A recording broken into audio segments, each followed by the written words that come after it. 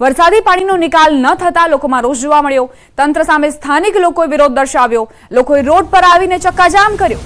Mehsana Radhanpur road વિસ્તારમાં વરસાદી પાણીનો નિકાલ ન થતા લોકો રોષે ભરાયા। સોસાયટીના લોકો રોડ પર બેસી ગયા। પાણીનો નિકાલ ન થાય ત્યાં સુધી રોડ પર જ બેસી રહેવાની ચીમકી ઉચ્ચારી। પાંચોટ ગ્રામ પંચાયત હદમાં બનેલી સોસાયટીમાં ભૂગર્ભ ગટર વ્યવસ્થા ન હોવાના કારણે લોકો પરેશાન થયા। પોલીસે ઘટના સ્થળે પહોંચી ટ્રાફિક ક્લિયર કરાવ્યો હતો। સંવાદદાતા કેતન જોડાઈ ગયા છે। કેતન, અત્યારે વરસાદે વિરામ લીધો છે, તેમ છતાં પણ પાણી નથી ઓસરી રહ્યા। અધિકારીઓ તરફથી કોઈ પ્રતિક્રિયા સામે આવી છે કે કેમ?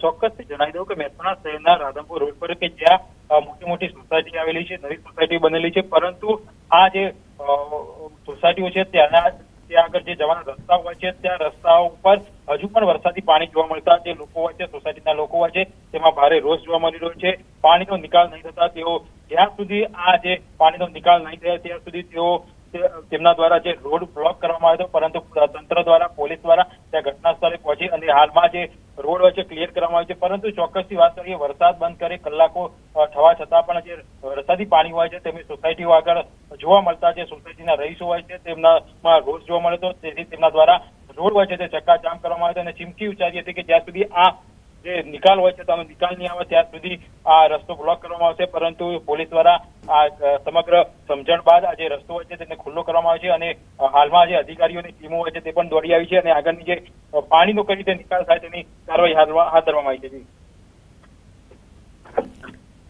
આભાર કેતન, જાણકારી આપવા માટે।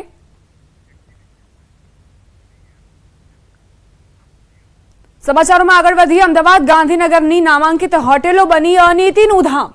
નામાંકિત હોટેલોમાં સીઆઈડી ક્રાઇમની વ્યાપક કાર્યવાહી। સીઆઈડી ક્રાઇમના 30 સ્થળ પર દરોડા।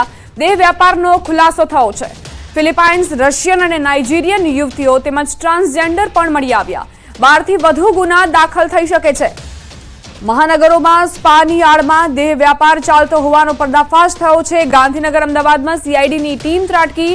મોટી હોટેલ અને સ્પા સેન્ટર સહિત 30 જેટલી જગ્યા પર દરોડા પાડવામાં આવ્યા, જેમાં 14 જગ્યા પર સીઆઈડીની રેડ સફળ થઈ। એન્ટી હ્યુમન ટ્રાફિકિંગ યુનિટના તમામ કર્મચારીને તપાસ કરવા સૂચના આપી હતી। ત્યારે રેડ દરમિયાન 14 સ્થળેથી અનેક વિદેશી મહિલાઓ, ટ્રાન્સજેન્ડર અને ગ્રાહકો ઝડપાયા। સાબરકાંઠાના મોહસિન મેમણ વિરુદ્ધ અમદાવાદ અને ગાંધીનગરમાં ગુનો દાખલ કરાયો છે। તો અમદાવાદના સેટેલાઇટમાં માયરા સ્પા સેન્ટરની આડમાં કૂટણખાનું ચલાવવામાં આવતું હોવાનો ખુલાસો થયો। ગાંધીનગરના સરગાસણમાં પણ સ્પા સેન્ટરની આડમાં ગોરખ ધંધો ચાલતો હતો। ફિલિપાઇન્સ અને રશિયન, નાઇજીરિયન યુવતીઓ પાસે દેહ વ્યાપાર કરાવાતો હોવાનો ખુલાસો થયો છે। એપના મારફતે આ સ્કોડ ચાલતું હોવાનું સામે આવ્યું। સીઆઈડી ક્રાઇમે ગઈકાલે સાંજે શરૂ કરેલી કાર્યવાહી વહેલી સવાર સુધી ચાલી, જેમાં 12 થી વધુ ગુનાઓ દાખલ કરવાની કામગીરી હાથ ધરાઈ। હોટેલ સંચાલકની સંડોવણી સામે આવશે તો હોટેલ લાયસન્સ રદ કરવા સુધી કાર્યવાહી થઈ શકે છે। સંવાદદાતા નવીન ઝા જોડાઈ ગયા છે વધુ જાણકારી સાથે। નવીન, અમદાવાદ અને ગાંધીનગરની નામાંકિત હોટેલો પર રેડ પાડવામાં આવી છે, શું વિગતો અને શું જાણકારી સામે આવી? જે રીતે ગઈકાલ સાંજથી આ દરોડાની કામગીરી કરવામાં આવી રહી હતી અને વહેલી સવાર સુધી જે છે તે આ કાર્યવાહી ચાલી છે। આશરે 30 જગ્યાએ દરોડા પાડવામાં આવ્યા છે, જેમાંથી 12 થી વધુ જગ્યાએ જે છે સફળતા હાથ લાગી છે। જેમાં મોટી હોટલો બી છે, પ્રાઇડમાં, સાથોસાથ જિંજર, કોમ્ફર્ટ ઇન, અનેક આવી હોટલો છે, સાથોસાથ સ્પા છે કે જ્યાં દેહ વેપારનો ધંધો ચાલતો હતો અને હોટલ અને સ્પાના નામે।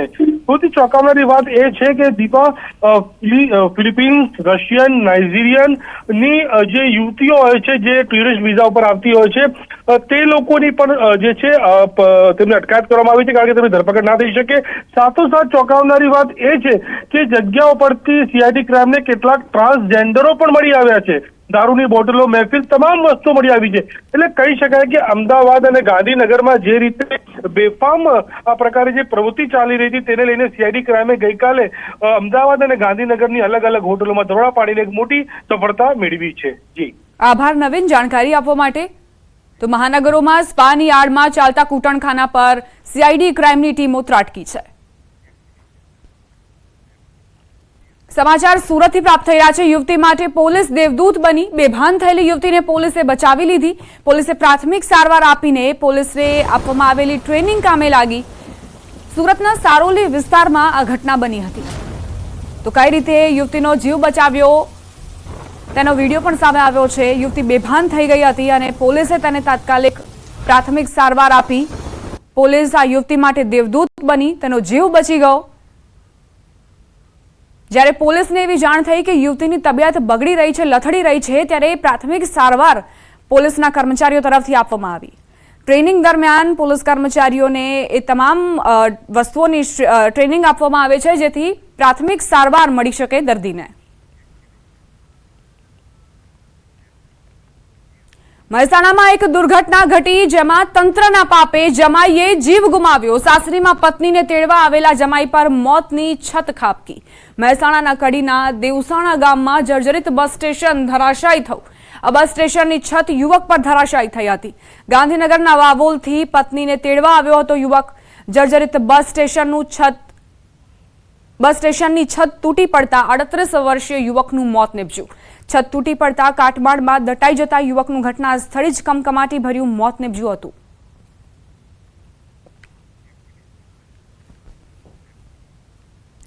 દુષ્કર્મના આરોપી સાધુના જામીન રદ થયા છે। ખીરસરા ગુરુકુળના ધર્મ સ્વરૂપ નારાયણ સ્વરૂપ સ્વામીના જામીન રદ થયા। આરોપી સાધુ હજી પોલીસ પકડથી દૂર છે। ગુરુકુળનો કબજો લેવા ખોટા આરોપ સાથે ષડયંત્ર રચાયું હોવાની આરોપીની અરજી। આરોપી પોલીસ તપાસમાં સહકાર ન આપતો હોવાની સરકારી વકીલે દલીલ કરી। કોર્ટે બંને પક્ષની દલીલ સાંભળીને આરોપીના જામીન રદ કર્યા છે। આ આરોપીને જો આગોતરા જામીન મંજૂર કરવામાં આવે તો સમાજ ઉપર પણ વિપરીત અસર પડે એમ છે। વિદ્યાર્થીના સંસ્કારનું કામ ત્યાં થતું હતું, શાળા ચાલતી હતી।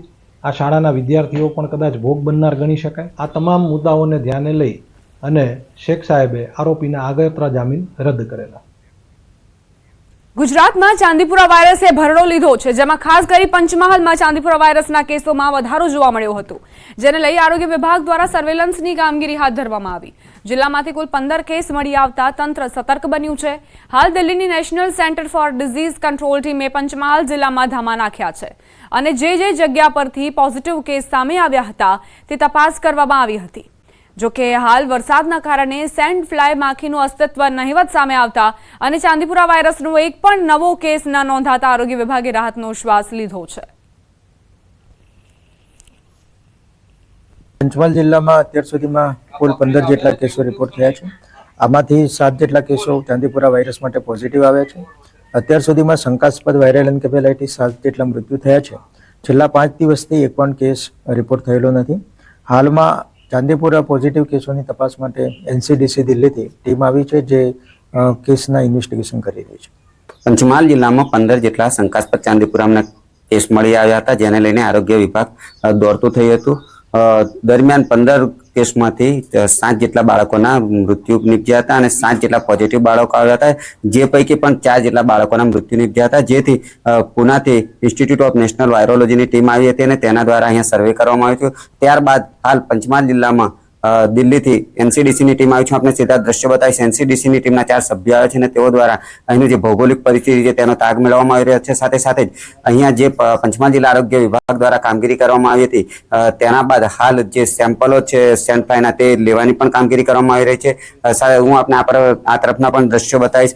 ટીમ દ્વારા જે કામગીરી કરવામાં આવી હતી તેના બાદનું જે નિરીક્ષણ છે તે કરવામાં આવ્યું છે અને હાલ પણ જે સેન્ટ ફ્લાય છે તેને એકત્રીકરણ કરવાના પ્રયાસો કરવામાં આવી રહ્યા છે।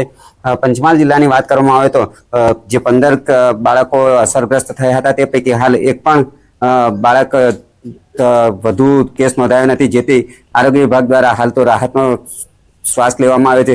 આરોગ્ય વિભાગ દ્વારા જે કામગીરી હતી તે હાલ જારી રાખવામાં આવી છે, સાથે સાથે સર્વેલન્સની જે કામગીરી છે તે પણ જારી રાખવામાં આવી છે। રાજેશ જોશી, ન્યૂઝ 18 ગુજરાતી, મોરવાડા, પંચમહાલ। તો ચાંદીપુરા વાયરસનો કહેર સૌથી વધારે પંચમહાલ જિલ્લામાં જોવા મળ્યો હતો, પરંતુ ચોમાસા દરમિયાન સેન્ટ ફ્લાયનું જે અસ્તિત્વ છે તે નહિવત પ્રમાણમાં હોવાથી હવે આરોગ્ય વિભાગે રાહતનો શ્વાસ લીધો છે। ચાંદીપુરા વાયરસનો કહેર પંચમહાલમાં પહેલેથી જ જોવા મળ્યો હતો, તેના જ ભાગરૂપે આરોગ્ય વિભાગની ટીમ અહીં સર્વે માટે પહોંચી હતી અને કામગીરી હાથ ધરવામાં આવી હતી। વડોદરા જિલ્લા પંચાયતની સામાન્ય સભામાં હોબાળો। જિલ્લા આરોગ્ય અધિકારી મીનાક્ષીબેન ધ્રુસકે રડી પડ્યા। સભામાં વિવિધ 20 જેટલા મુદ્દાની ચર્ચા થઈ। વિપક્ષે આરોગ્યલક્ષી સુવિધા અંગે પ્રશ્નો પૂછતા મામલો ગરમાયો। આરોગ્ય બાબતે જિલ્લા આરોગ્ય અધિકારી પાસે જવાબ માંગવામાં આવ્યો। આરોગ્યના પ્રશ્નો અંગે તનાતની થતા આરોગ્ય અધિકારી રડવા લાગ્યા. કોંગ્રેસે વહીવટદારોને શોભાના ગાંઠિયા સમાન ગણાવ્યા. કોઈ ગ્રામસભા ન કરતા હોવાના કોંગ્રેસે આરોપ મૂક્યા. વડોદરા જિલ્લા પંચાયતની સામાન્ય સભા, જેમાં હંગામો મચ્યો. વિપક્ષે સત્તાપક્ષને ઘેરવાનો પ્રયત્ન કર્યો અને આરોગ્ય અધિકારી પાસેથી જ્યારે વિપક્ષે જવાબ માંગ્યો તો તેઓ ધ્રુસકે ને ધ્રુસકે રડતા જોવા મળ્યા. વડોદરા જિલ્લા પંચાયતની સામાન્ય સભામાં હોબાળો મચાવવામાં આવ્યો છે અને વિપક્ષે ઘણા એવા સવાલો પૂછતા જ ચર્ચા ઉગ્ર બની. સમાચાર જૂનાગઢથી પ્રાપ્ત થઈ રહ્યા છે. ઘેડ પંથકમાં તારાજીના દ્રશ્યો સામે આવ્યા. ઓજત નદીનો પાળો તૂટતા તારાજી સર્જાઈ હતી. ખેતરોમાં ખાના ખરાબીના દ્રશ્યો સામે આવ્યા. આંબા મૂળિયા સાથે બહાર આવી ગયા. બામણાસા ગામના ખેતરોમાં મસમોટા ખાડા પડી ચૂક્યા છે. જૂનાગઢ જિલ્લામાં અનરાધાર વરસાદ ખાબકતા સમગ્ર જિલ્લામાં તારાજીના દ્રશ્યો જોવા મળ્યા. પોરબંદર જિલ્લાનો બરડા પંથક હોય કે પછી ઘેડ, હજુ પણ આ વિસ્તારમાં જ્યાં નજર કરો ત્યાં પાણી જ પાણી નજરે પડે છે અને જ્યાં પાણી થોડું ઘણું સુકાયું છે ત્યાંના ખેતરોમાં તારાજી અને નુકસાની સિવાય કંઈ જ નથી બચ્યું. થોડા દિવસ પહેલા ઉજત નદીનો પાળો તૂટ્યો હતો અને ત્યારબાદના જે દ્રશ્યો સામે આવ્યા તે ખરેખર ભયંકર છે. અહીં ખેડૂતોના ખેતરોમાં મોટા પાયે તબાહી મચી છે.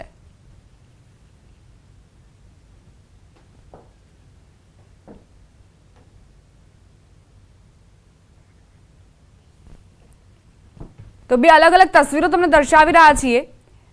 એક તરફ ઓજત નદીનો પાળો તૂટ્યો હતો અને ત્યારબાદ જે ખાના ખરાબી સર્જાઈ. 19 જુલાઈની તસવીરો જુઓ અને 30 જુલાઈની તસવીરો જુઓ. 19 જુલાઈએ પાળો તૂટ્યો અને 11 દિવસ બાદ પણ આ જે તાંડવ છે તેની નિશાની જોવા મળી રહી છે ઘેડના ગામડાઓમાં. 30 જુલાઈએ આખા ખેતરો કઈ રીતે બરબાદ થઈ ચૂક્યા છે, કઈ રીતે તબાહી મચી છે ખેતરોમાં, દ્રશ્યો તેનો પુરાવો આપે છે. ખેડૂતોએ સરકાર પાસેથી મદદની ગુહાર લગાવી છે કારણ કે ઘેડના જે ખેતરો છે તે જળબંબાકાર થઈ ચૂક્યા હતા અને પાકનો પણ સફાયો થઈ ચૂક્યો હતો. ખેડૂતોનું કહેવું છે કે અહીંથી ઓજત નદીનો પાળો તૂટ્યો, આંબા પણ ધરાશાયી થઈ ગયા, ખેતરમાં 20 ફૂટ ઊંડો ખાડો થઈ ચૂક્યો છે.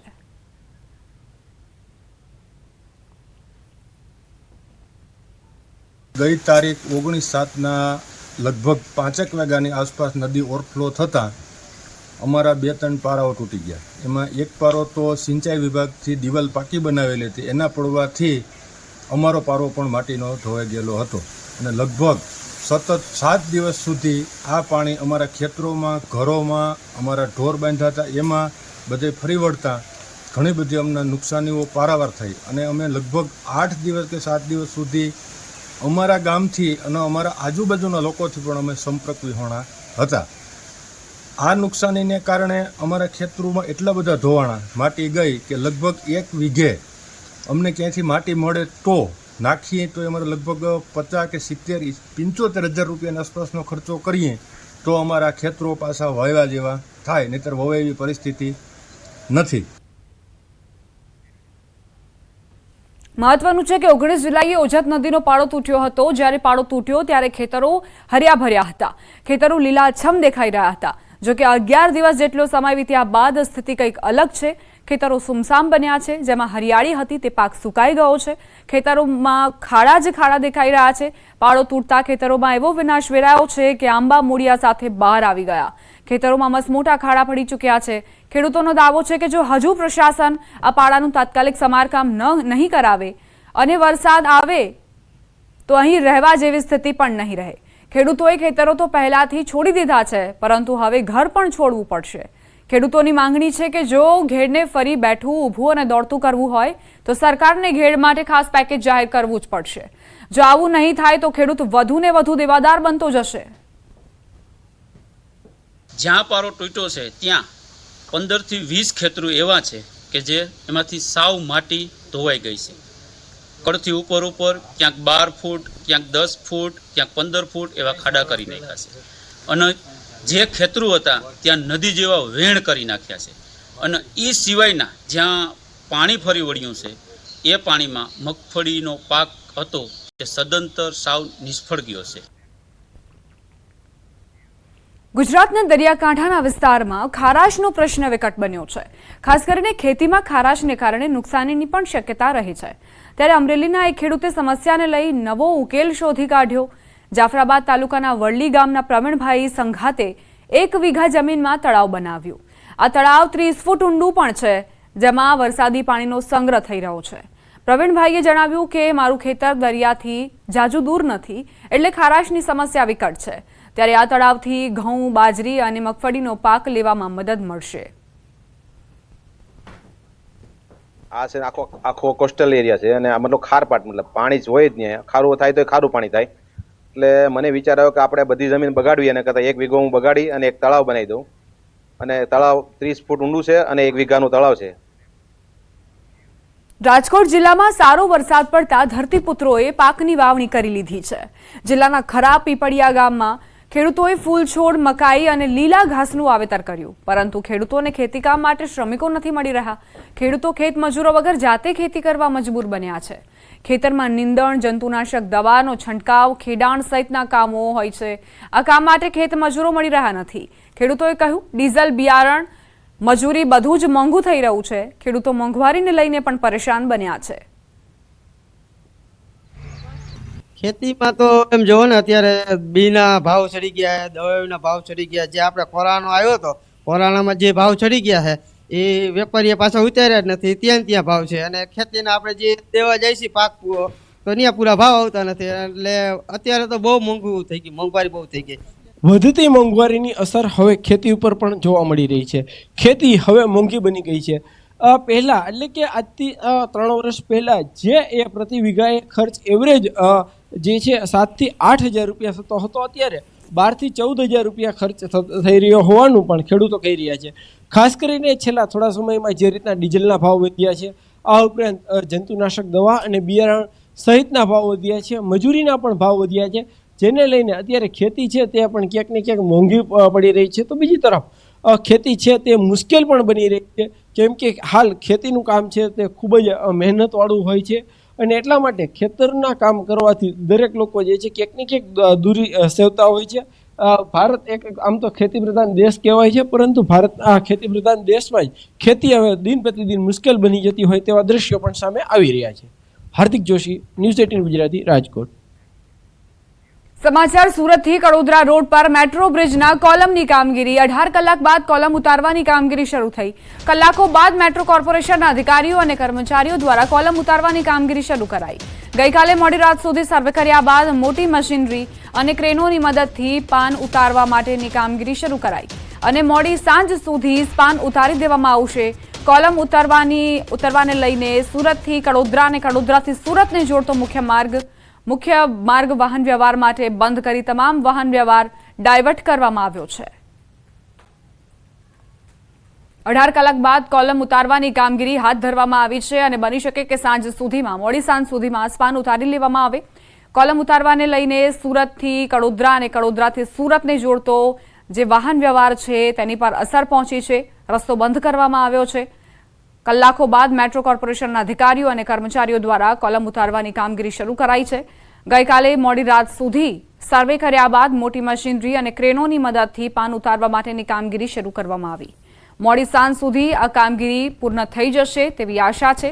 જોકે તેની સીધી અસર વાહન વ્યવહારને પણ પહોંચી છે. કડોદરાથી સુરત અને સુરતથી કડોદરાને જોડતો જે મુખ્ય માર્ગ છે તે વાહન વ્યવહાર માટે બંધ કરવામાં આવ્યો છે અને હવે સીધી અસર વાહન વ્યવહાર પર જોવા મળી રહી છે. 18 કલાક બાદ સર્વે પૂર્ણ થયા બાદ આ કામગીરી આરંભવામાં આવી અને મોડી સાંજ સુધી તે પતી જશે તેવી જાણકારી પ્રાપ્ત થઈ છે. ડ્રોન કેમેરા વડે આખી કામગીરીનો જે વિડીયો છે તે પણ સામે આવ્યો છે કે કઈ રીતે સ્પાનને ઉતારવાની કામગીરી હાથ ધરવામાં આવી છે. મોડે અધિકારીઓ જાગ્યા અને હવે કામગીરીમાં લાગ્યા છે. ગઈકાલે સર્વે હાથ ધરવામાં આવ્યો હતો અને આજે સ્પાનને ઉતારવાની કામગીરી હાથ ધરવામાં આવી છે. તો સુરતમાં જે આ મેટ્રો સ્ટેશન છે તેનો થોડો ભાગ તૂટવાની અણીએ હતો તેવી ફરિયાદો ઉઠી હતી. એવામાં અધિકારીઓ જાગ્યા અને 18 કલાક બાદ કોલમ ઉતારવાની કામગીરી હાથ ધરવામાં આવી. પહેલા સર્વે કરવામાં આવ્યો, ત્યાં ટીમો પહોંચી અને ત્યારબાદ કામગીરી હાથ ધરાઈ. નેશનલ હાઈવે 48 એટલે કે ધુલિયા મહારાષ્ટ્ર અને મુંબઈથી તમામ ગાડીઓ જે સુરતમાં વડોદરા થઈ સરા દરવાજા થઈ સુરતમાં પ્રવેશ કરતા હોય છે તે રોડ ઉપર સારોલી નજીક મેટ્રોનું કામ ચાલી રહ્યું હતું ને અચાનક ગઈકાલે જે રીતે સ્પાન તૂટી ગયો હતો તેને લઈને અફડાતફડીનો માહોલ સર્જાયો હતો. મુખ્ય માર્ગ બંધ કરી દેવામાં આવ્યો હતો. ઘટનાને કહી શકાય 18 કલાક કરતાં વધુ સમય વીતી ગયો છે. ત્યારે હવે મેટ્રોના કર્મચારીઓ દ્વારા હવે આ સ્પાન ઉતારવાની કામગીરી શરૂ કરવામાં આવી છે. દ્રશ્ય સીધા જોઈ શકાય છે કે સ્પાનને સૌથી પહેલાં તો કવર કરવામાં આવ્યો છે કે કોઈ વસ્તુ પડી કોઈની ઇન્જરી ના થાય, અને તમામ કર્મચારીઓ છે તે નીચેથી હવે એક પિલર ઊભો કરી રહ્યા છે અને જે સ્પાન છે સ્પાન ઉપર બી કેટલાક કર્મચારીઓ કામ કરતા જોવા મળી રહ્યા છે. એટલે કે મોડી સાંજ સુધીમાં આખો સ્પાન ઉતારી દેવાની કામગીરી તંત્ર દ્વારા શરૂ કરવામાં આવી છે. ગઈકાલે કહી શકાય કે અધિકારીઓ પહોંચ્યા હતા, સર્વેની કામગીરી કરી હતી અને મોડી રાત સુધી નિર્ણય લેવાયો હતો અને નિર્ણય લેવાયા બાદ આજે વહેલી સવારથી કામ શરૂ કરવામાં આવ્યું છે. ત્યારે દ્રશ્ય જોઈ શકાય છે કે સ્પાન ઉતારવા માટે તમામ અધિકારીઓ સેફટીના સાધનો સાથે કામ કરી રહ્યા છે. સ્પાનની નીચે હોય કે સ્પાનની ઉપર જે કર્મચારીઓ કામ કરી રહ્યા છે તે તમામ કર્મચારીઓ તમામ પ્રકારની કામગીરી પૂર્ણ થયા બાદ કહી શકાય કે મોટી ક્રેનોની મદદથી આ સ્પાન ઉતારવામાં આવશે. તેને લઈને અહીંયા ક્રેનો પણ ખડકી દેવામાં આવી છે. જોકે સ્પાન વજનદાર હોવાને લઈને ફરી એક વખત આ રસ્તો બંધ કરી દેવામાં આવ્યો છે, જેને લઈને મુંબઈ અને ધુલિયા મહારાષ્ટ્રથી આવતા જે લોકો છે તે આ રોડ પર સુરતમાં આવતા હોય એટલે કે રસ્તો બંને બાજુનો બંધ કરી દેવામાં આવ્યો છે. તમામ ટ્રાફિકને ડાયવર્ટ કરવામાં આવ્યો છે. કેમેરામેન ભરત બ્રહ્મભટ્ટ સાથે કીર્તેશ પટેલ, ન્યૂઝ 18 ગુજરાતી, સુરત. હવે વાત કમરતોડ ખાડાની.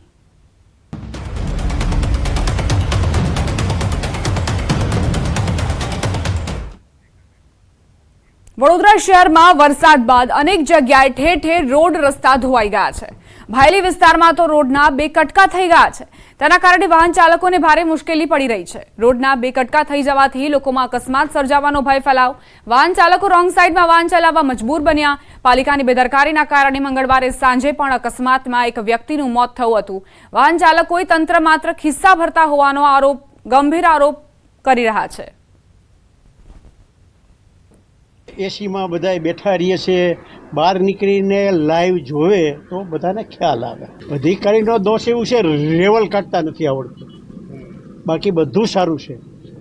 રેવલ હોય તો પાણીનો બહુ નિકાલની ભાયલીની વ્યવસ્થા સારી છે, પણ નથી કરી શકતા. પ્લાનિંગ વગરનું બધું તંત્ર છે. સાહેબ ખતરો તો છે, પણ શું કરવાનું હવે? આમાં કેવું કે ધ્યાન રાખીને ચલાવવું પડે, અને થોડુંક મોટી મોના હોય ને થોડુંક બધા ધ્યાન રાખવું પડે.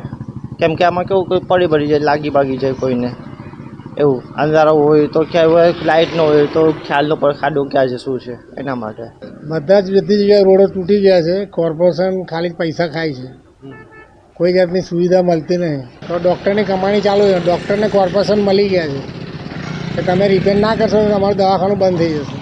વડોદરા શહેરમાં વરસાદી વિરામ લીધા બાદ ઠેર ઠેર રસ્તા ધોવાવાની જે સમસ્યા છે તેનું નિર્માણ થયું છે. શહેરના મોટાભાગના રસ્તા જે છે તે ધોવાઈ ગયા છે, તો ક્યાંક ડિવાઈડરનો ઢગલો થઈ ગયો છે. ત્યારે ભાયલી વિસ્તારના દ્રશ્યો બતાવીશું. ભાયલીમાં કંઈક વિચિત્ર ઘટના સામે આવી છે. વરસાદ બંધ થઈ ગયો અને અત્યારે તમે જોઈ રહ્યા છો કે વરસાદ બંધ થઈ ગયો છતાં અહીંયા પાણી ભરેલા છે. તો સાથે સાથે આ જે રોડ છે તેના 2 કટકા થઈ ગયા છે. આ ચોક્કસથી કોન્ટ્રાક્ટરની જે કામગીરી છે તેની સામે સવાલો ઊભા કરે તેવા દ્રશ્યો છે, કારણ કે રોડના 2 કટકા થઈ જવા એટલે સૌથી મોટો સવાલ ઊભો કરે કે કોન્ટ્રાક્ટરે આ રોડ બનાવ્યો તો બનાવ્યો કેવી રીતે. બીજી વાત કરીએ તો રોડનું જે લેવલ મેન્ટેન કરવાનું હોય છે તે લેવલ મેન્ટેન નથી કરાયું, જેના કારણે આ પાણી ભરાવાની સમસ્યા તમે જોઈ શકો છો. વડોદરા શહેરમાં છેલ્લા 2 દિવસથી વરસાદનું એક ટીપું પડ્યું નથી, પરંતુ આ રસ્તા જે છે ત્યાં હજી પણ વરસાદી પાણી જે છે તે ભરેલા છે. ઉલ્લેખનીય બાબત છે કે ગઈકાલે જ વડોદરા શહેરમાં રસ્તા પરના ખાડાના કારણે એક નિર્દોષ વાહન ચાલકે પોતાનો જીવ ગુમાવ્યો છે. ત્યારે આ રસ્તો તમે જોઈ રહ્યા છો કે અહીંયા પણ વાહન ચાલકો જ્યારે પસાર થાય છે ત્યારે તેમના વાહનો પછડાતા હોય છે. આ એક 4-વ્હીલર કાર અહીંયાથી હમણાં પસાર થશે, તો દ્રશ્યો બતાવીશું કે કઈ રીતે 4-વ્હીલર કાર ચાલક જે છે તે અહીંયાથી ગુજરી રહ્યા છે. આ 4-વ્હીલરની જો આ દશા થતી હોય તો જ્યારે 2-વ્હીલર અહીંયાથી પસાર થાય તો 2-વ્હીલર ચાલકને કેટલો ખતરો ઊભો થાય એ આ દ્રશ્યો પરથી અંદાજો જે છે તે લગાવી શકાય છે.